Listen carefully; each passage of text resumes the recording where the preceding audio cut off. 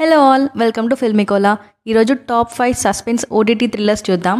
First వచ్చేసి white rose. ఈ మూవీలో హీరోయిన్ ప్రాస్టిట్యూట్గా మారుతుంది. ఇది ఒక సైకో కిల్లర్ మూవీ. తెలుగు ఆడియోలో ఉంది. ప్లాట్ ఏంటంటే, ఒక దివ్య అనే అమ్మాయి తన హస్బెండ్ ఇంకా ఫ్యామిలీతో పాటు హ్యాపీగా ఉంటుంది. సడన్గా వాళ్ళ హస్బెండ్ చనిపోతాడు. కొన్ని సిచ్యువేషన్స్ వల్ల తను ప్రాస్టిట్యూట్గా మారుతుంది. తన ఫస్ట్ కస్టమరే ఒక సైకో కిల్లర్. అతను అమ్మాయిలను చంపుతూ ఉంటాడు. ఆ సైకో నుంచి తను తప్పించుకుందా లేదా, పోలీసులు హెల్ప్ చేశారా లేదా అనేది స్టోరీ. హిట్ టీవీలో ఉంది, చూసేయండి. తిట్టం ఇరొందు ప్లాన్ బి. చాలా మందికి ఈ మూవీ తెలియదని అనుకుంటున్నా.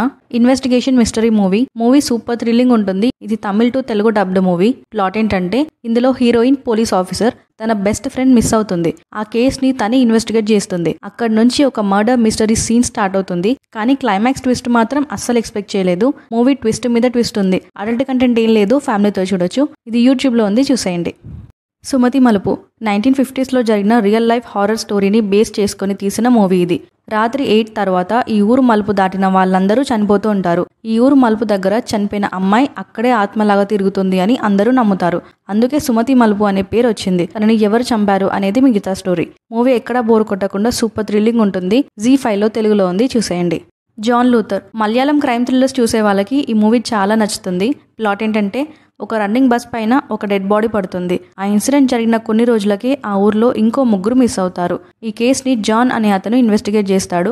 ఇదంతా ఎందుకు చేస్తున్నారు, ఎవరు చేస్తున్నారు అనేది ఉంటుంది. ఇన్వెస్టిగేషన్ సీన్స్ ఇంకా ట్విస్ట్ చాలా బాగుంటాయి. మూవీ అస్సలు బోర్ కొట్టదు, ఇంట్రెస్టింగ్గా ఉంటుంది. ఇది తెలుగులో ఆహాలో ఉంది, చూసేయండి.